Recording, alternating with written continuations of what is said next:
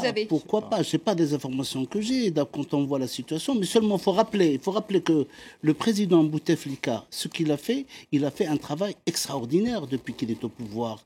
Il faut pas oublier que les autoroutes, ça m'a fait plaisir de prendre l'autoroute d'Alger jusqu'à Tlemcen.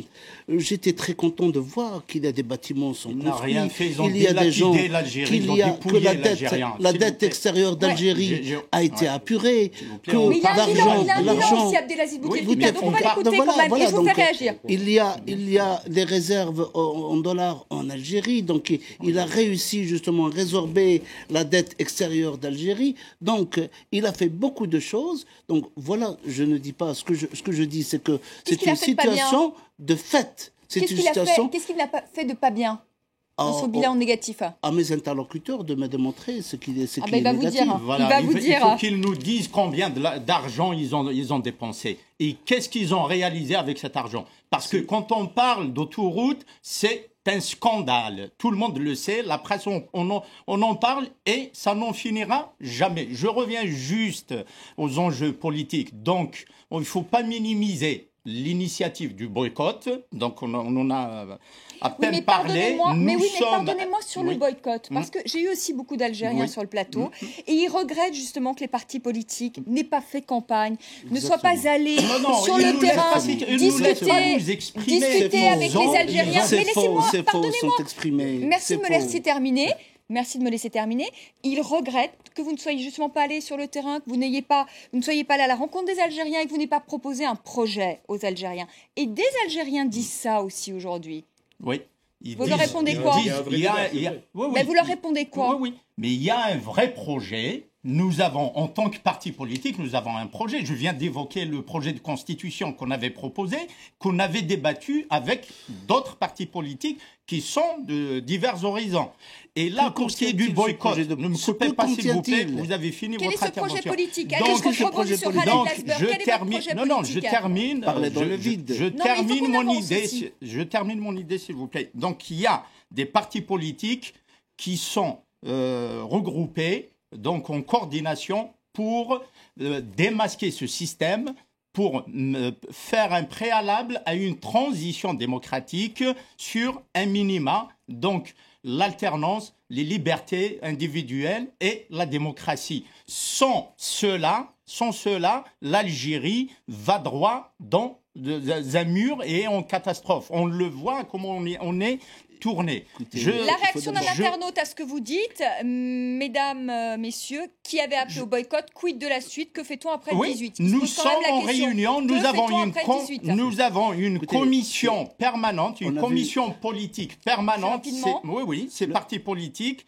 Donc nous sommes 5 partis avec des personnalités politiques et il y en aura d'autres partis et d'autres personnalités qui vont se joindre. Il y a une commission permanente donc, qui travaille sur l'organisation d'une conférence nationale. Mais comment se fait-il, après tant d'années que vous êtes dans l'opposition, que vous n'ayez toujours pas sorti un projet pour l'Algérie? Il suffit de regarder les programmes des partis politiques. Ça fait 15 ans qu'il est au pouvoir, Abdelaziz Bouteflika. Oui, ça fait 15 ans qu'il livre l'Algérie à la catastrophe. Ça fait 15 ans. Un mot. Il faut que la parole tourne. Khaled Lasber, un mot, et puis ensuite Mohamed Hachmaoui. Il faut se rappeler que le responsable du RCD a tenté d'organiser des manifestations qui se sont retournées contre lui parce que tout est vide. C'est une coquille vide quand il s'est présenté. On le voit sur les marches organisées avant-hier. Il suffit de regarder. Les manifestants se retournent, ces manifestants à lui se sont retournés contre lui en lui jetant des œufs. C'est facile à dire. C'est facile à dire avec les gens que vous payez, avec l'argent sale qui mine l'Algérie. Écoutez, je ne représente personne, mon cher dans le mur, je vous le redis. Moi, je ne fais que relater une situation de fait. Avec l'argent sale, regardez ce qui s'est passé. Regardez ce qui se passe. C'est une image qui sont engagées avec de l'argent. recevait des œufs et des tomates. Allez, on va laisser la parole un peu aux experts. On ne s'entend plus. Et à ceux qui ont peut-être un peu de recul, Mohamed Hachmaoui, justement sur l'opposition, sur l'alternance. Quelle est aujourd'hui l'alternative en Algérie? Parce que finalement, les gens dénoncent le pouvoir, mais quelle est l'alternative aujourd'hui? Est-ce qu'elle existe? Non, mais je reste sur cette question, parce que le temps passe. Elle est fondamentale. Merci Georges Morin, elle est fondamentale cette question. Allez, sur l'alternance. Je crois que le fait que les partis politiques aient participé depuis 1995 à cet autoritarisme électoral à ces élections sans la démocratie présidentielle et législative. Quand les partis politiques d'opposition participent à des assemblées, à des parlements croupions, qui servent d'alibi à des parlements qui sont de simples boîtes, des caisses d'enregistrement. Lorsqu'ils servent de lièvre de service à des élections présidentielles verrouillées sans choix d'entrée, finit par discréditer ces partis-là et par jeter le discrédit sur eux. Ces partis-là sont perçus par la population comme des instruments à la recherche de prébendes, de captation de rentes et d'ascenseur social pour les gens qui encadrent ces partis-là. Par conséquent, donc, la crise politique algérienne est autrement plus aiguë qu'on nous le présente. Le désaveu politique, morale, qui pèse sur le système n'a pas épargné les partis politiques. Et vous voulez dire même les partis d'opposition ? Absolument. Oui. C'est pour cela que les épisodes de conflit qui se déroulent tous les jours à travers des émeutes, des jacqueries, des conflits fractionnels, etc., ne sont jamais encadrés par les partis politiques ou par les associations. Donc, c'est autrement plus grave. Mais je voudrais revenir un instant sur le bilan. On ne peut pas, ce système-là, qui dirigé par une oligarchie militaire au sommet, qui coopte des chefs d'État depuis 1992, ce système-là, c'est grâce aux militaires que vous êtes aujourd'hui. On ne peut pas. C'est grâce aux militaires que quoi ? Oui, que l'Algérie aujourd'hui est debout. Il ne faut pas oublier les années, des décennies traversées par l'Algérie. Si ce n'est pas les militaires qui ont su quand même et les patriotes et les militaires. Qui ont payé les patriotes, c'est la plupart, c'est des anciens. C'est pas Bouteflika parce qu'il s'est terré dans cette période-là. Il n'était pas en Algérie pendant cette période-là. Grâce à l'armée, et moi j'y étais. Justement faire face à une décennie noire que l'Algérie a traversée. Mais ça, c'est aussi l'argument du pouvoir algérien qui dit si vous voulez la stabilité, regardez ce qui se passe chez vos voisins, alors que chez nous, il y a la stabilité. C'est quand même l'argument aujourd'hui du pouvoir algérien, Georges Morin. La question, je vous dis très rapidement, je vous donne la parole à Georges Morin. Lorsqu'on nous dit que, oui, effectivement, il y avait par exemple pour les repentis, il y avait des repentis, donc c'est bon, c'est pas ça qui était important. Parce qu'il y avait d'un côté les repentis, et il ne suffisait pas que les gens se repentissent, que la situation se stabilise. Bien au contraire, parce qu'il y a de l'autre côté les victimes. Et c'est là où Abdelaziz Bouteflika a joué un rôle très important, c'est de pouvoir s'exprimer, il a réuni les gens, essayé d'expliquer, et il a fini par concilier les repentis avec les victimes. Ça vous parlez sur les années de plomb, vous parlez sur les années de plomb, les années de terrorisme et de la réconciliation. Ce n'est jamais son œuvre, c'est pas l'œuvre de pardonnez-moi. Georges Morin, Mohamed Hachmaoui disait quelque chose d'intéressant tout à l'heure. Il disait finalement tous les partis, et même les partis d'opposition, sont aujourd'hui discrédités. Je vous l'ai dit finalement. aussi, oui. Et vous le disiez également. Mais il y a des mouvements qui existent, et je pense notamment à ces mouvements issus de la société civile aujourd'hui. Est-ce qu'il y a un nouveau souffle ? Moi, j'ai entendu beaucoup de gens dire, malgré tout, il y a aujourd'hui un souffle quand même qui traverse l'Algérie grâce à cette jeunesse algérienne, à des mouvements comme Barakat, et vous avez ce sentiment-là. Et pas seulement des mouvements comme Barakat, mais encore une fois, il y a un milieu associatif extrêmement vivant dans les villages, dans les quartiers. Alors, encore une fois, ils ne veulent plus entendre parler de la politique nationale parce que ça les dépasse et ils ne veulent plus s'y accrocher. Et par contre, ils croient encore à une action collective au niveau d'un quartier, d'un hôpital, d'une école. Ils défendent beaucoup de valeurs qui sont extrêmement importantes et pour l'Algérie et pour le monde entier. Et il y a des jeunes entrepreneurs, des jeunes franco-algériens qui vont en Algérie, qui travaillent. Il y a toute une société civile mais encore une fois, une société civile toute seule ne peut rien faire si elle n'a pas une traduction politique. Donc moi, ce que je déplore, c'est pas, j'ai aucune envie de jeter l'anathème sur. Il y a des gens il y a des gens très bien, excusez-moi, je mets les pieds dans le plat, il y a des gens très bien dans l'armée, il y a des gens très bien dans la fonction publique, il y a des gens très bien dans toutes les catégories de la population algérienne, des gens qui sont des patriotes, qui ont envie que ce pays tourne, et ils sont très nombreux, beaucoup plus nombreux qu'on ne le pense. Mais je crois que si il n'y a pas une traduction politique, s'il n'y a pas une formation politique qui canalise tous ces mouvements, toute cette volonté, et qui fait déboucher l'Algérie sur un véritable avenir et politique et économique, eh bien non, c'est dramatique. Je ne peux pas laisser passer un tel constat. Je n'admets pas qu'on mette sur le même pied d'égalité le système. Pour la France, c'est pareil aussi. Oui, il y a des partis très respectables, mais qui ne sont plus crédibles. Laissez-moi terminer, s'il vous plaît. Donc, je n'admets pas qu'on mette en parallèle le pouvoir, le système. Bien sûr, ils sont corrompus. Dès que quelqu'un ait pris la main dans le sac, il est récupéré, recyclé par le système. Et après, vous venez dire les partis politiques, c'est pareil, la chose politique, non, la société civile. Les partis politiques, ils n'incarnent plus l'espoir des Algériens. Concernant le RCD, le Rassemblement pour la culture et la démocratie, c'est les mêmes discours, c'est le même projet, c'est avec la même constance qu'on avait fait face au terrorisme dans les années 90, et on est là aujourd'hui. Nous proposons un projet. Mohamed Amtaoui, qu'il y a aussi un problème chez vous, RCD, il y a des divisions terribles. Est-ce que vous mobilisez les Algériens? C'est ça le problème. Est-ce que vous mobilisez les Algériens comme Bien sûr, il n'y a qu'à voir les marches organisées le 15. Mais non, laissez-moi finir, s'il vous plaît. Soyez polis, laissez-moi finir. Faut pas cacher la vérité. Donc, il n'y a qu'à voir. Ici à Paris, nous avons organisé un rassemblement. Nous l'avons fait, la coordination des partis politiques ici, en France. Oui, je vous ai... Ne me coupez pas, s'il vous plaît. Et je vous renvoie donc au meeting de la salle Archa. Ça fait pas longtemps. Les marches qui sont, et les gens qui sont sortis là aujourd'hui, partout. Oui, mais Mohamed Amtaoui, on n'a jamais vu, on a parlé à un moment quand il y a eu le printemps, les printemps arabes, on s'est dit, tiens, il commence à y avoir des manifestations en Algérie, ça n'a jamais pris. Pourquoi ça n'a pas pris? Parce que le peuple algérien ils achètent, parce qu'ils donnent l'argent aux gens. Ils polluent. Tant qu'il n'y a pas une véritable... on s'entend plus. Tant qu'il n'y a pas une véritable... Laissez-moi, Matoui, laissez-moi parler. Mais c'est pas possible. Allez, on laisse terminer Mohamed Amtaoui. Je dis, Mohamed Amtaoui, c'est pas Mohamed, pardon.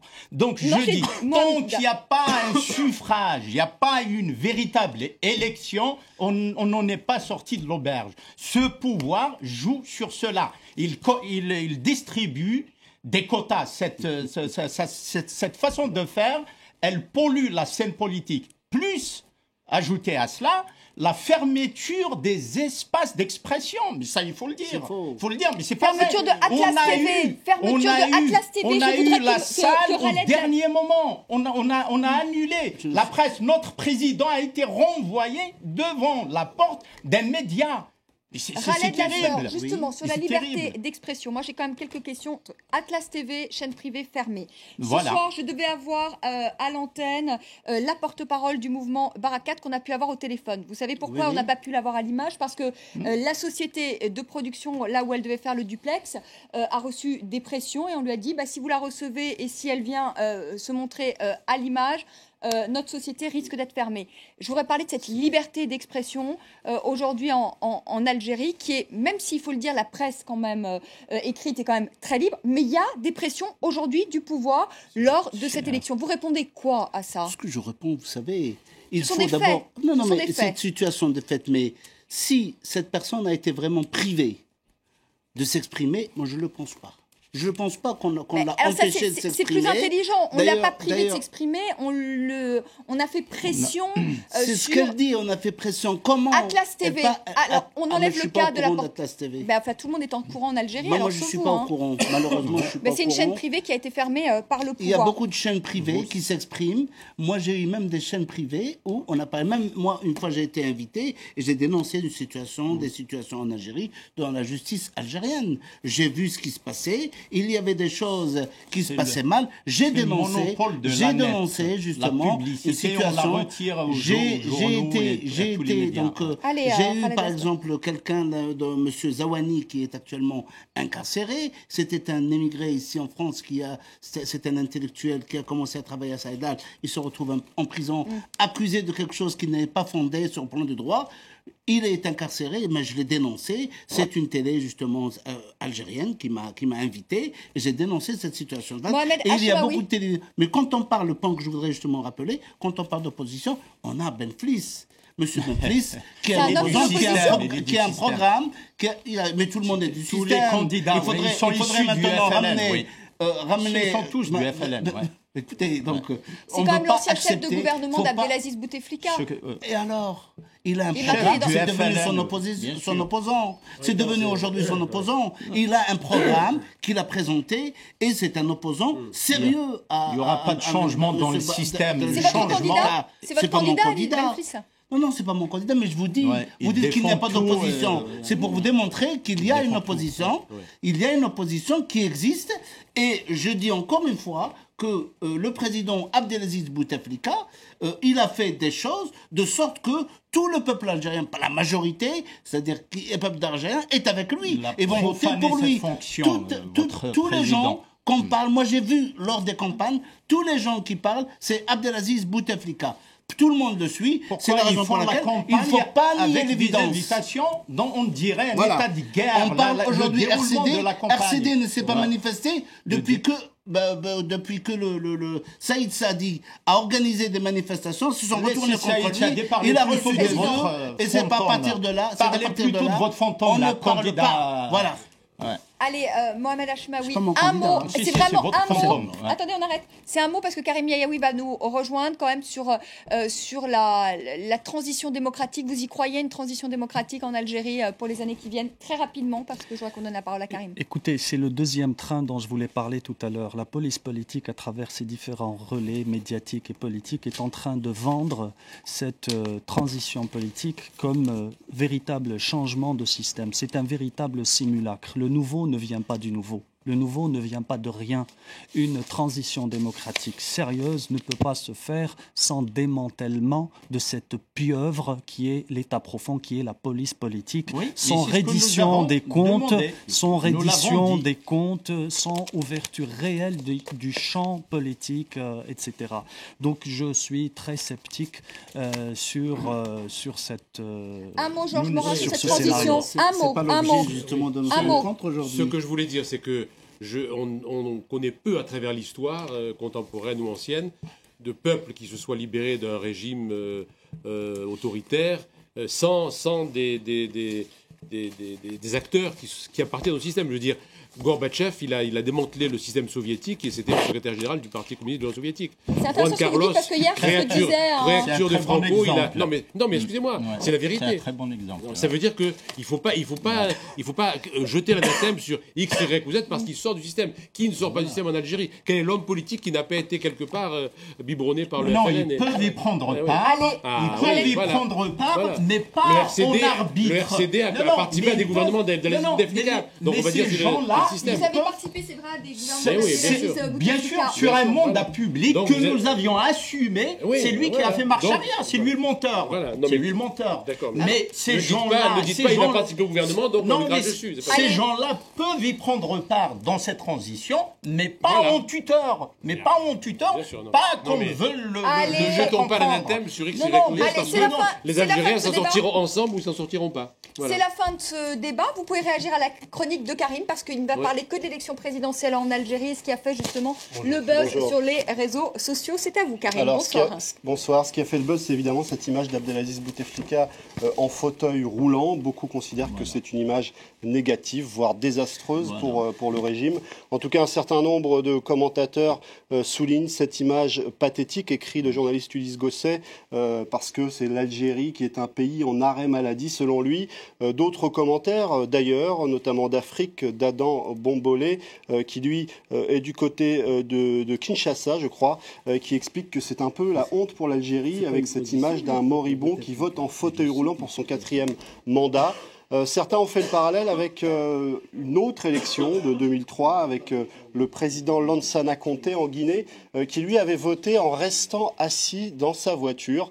Ça avait suscité pas mal de réactions à l'époque. Alors, vous vous en doutez, les journalistes ont relayé cette image, mais ça n'a pas forcément été simple, comme le souligne cette journaliste d'Al-Watan, qui dit que certains d'entre eux, eh bien, on les a empêchés d'accéder au bureau de vote, mais c'était impossible de les en empêcher, comme le raconte le journaliste François-Xavier Ménage, qui publie cette photo des grilles qui cèdent en quelque sorte face à cette foule de journalistes venus voir Bouteflika pour sa première apparition publique depuis 2012. Alors cette image, évidemment, c'était difficile de ne pas y échapper aujourd'hui sur les réseaux sociaux. Le site Slate fait un espèce de portfolio d'un Abdelaziz Bouteflika souriant mais tout de même fatigué. Alors vous en doutez, ces détracteurs, comme à l'accoutumée, vont jouer d'ironie. Il y a beaucoup de tweets autour de cette image, beaucoup de montages aussi. Le site Algérie Focus évoque ces Algériens qui se moquent de Bouteflika, qui roulent vers son 4e mandat. Il y a par exemple cette réaction de Bobo Ier qui écrit « Bouteflika est vraiment un bon président, il anticipe déjà des économies budgétaires sur son véhicule de fonction », référence à son fauteuil. Et puis certains qui revisitent le drapeau algérien, image partagée sur Twitter. Et puis cette course où Bouteflika va sans doute virer en tête face à des hommes valides, lui en fauteuil s'impose tout de même, une image aussi qui était assez partagée cet après-midi sur les réseaux sociaux. C'est pathétique. Voilà, l'Algérie de 2014 qu'offre ce régime, mais il finira comme les autres tyrans. Il finira comme les autres tyrans, dans un trou. Il veut mourir au pouvoir. Moi, je parie qu'il va finir dans un trou comme les précédents tyrans de la région. Vous connaissez l'exemple de qui je parle. Si vous avez des preuves contre lui, si vous avez des preuves contre ceux qui l'entourent, agissez. Voilà ce qui est demandé. En attendant, à Alger, on ne s'est pas forcément passionné pour le scrutin. On trouve à dire quand même. À Alger, visiblement, on ne s'est pas forcément passionné pour le scrutin. En tout cas, les chiffres de l'abstention vont sans doute être très élevés. Il y a à peu près un tiers de la population qui se serait déplacée. Mais faut-il encore avoir les bons chiffres ? Faut-il encore avoir les bons chiffres ? Ils vont les gonfler, ils sont spécialistes. Ils ont des labos spécialisés. C'est ce qu'ils ont fait depuis 57 à ce jour. Il ne faut pas oublier qu'il y a, je donne une information, il y a 60 000 de valeureux contrôleurs dans chaque bureau de vote. Qui a déployé 60 000 observateurs. Voilà. 60 000 dans chaque bureau de vote pour le contrôle. Cette image tweetée par notre journaliste pour notre site internet, Tahar Hani, qui montre que finalement l'abstention, elle se voit dans chaque bureau de vote, puisqu'il y en avait très peu où les isoloirs étaient fermés, un seul sur 3 dans ce bureau de vote d'Alger. Merci beaucoup Karim. Bon, je crois que le débat va continuer en coulisses. Merci à tous les quatre d'y avoir en tout cas participé. Merci à Madame Bouraoui, qui est porte-parole du mouvement Barakat, qui était quelques minutes avec nous en direct d'Alger, et puis à notre envoyé spécial Karim Akiki, que vous allez d'ailleurs retrouver tout au long de la soirée sur l'antenne de France 24. On va évidemment encore parler de cette élection en Algérie. Merci à vous de nous avoir suivis. Très belle soirée. Tout de suite, le journal, et à partir de demain, vous retrouverez à cette place même Aude Le Christ aux côtés de Karim Yayaoui. À très bientôt. Très belle soirée, le journal.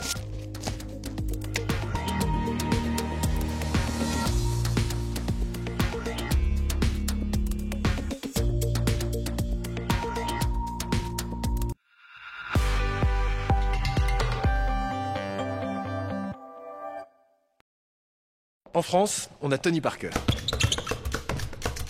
Mais pas seulement, parce qu'en ce moment, chez Renault...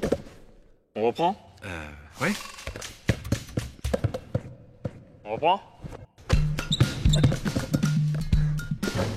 On reprend. Lâchez pas les bonnes chaussures. On reprend. Stop. Chez Renault aussi, on reprend votre voiture jusqu'à 5 500 € en plus de l'Argus. C'est ça la French Touch.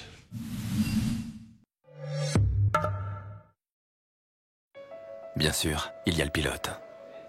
Et la voiture, évidemment. Mais pour Lotus F1 Team, gagner commence aussi avec le cloud. Grâce à la combinaison de Microsoft Dynamics, Azure et Office 365, mécaniciens et ingénieurs peuvent analyser et partager en temps réel les données de 200 capteurs placés sur la voiture. Ils sont parfaitement synchronisés et prennent les décisions qui font la différence à l'arrivée. C'est le cloud Microsoft.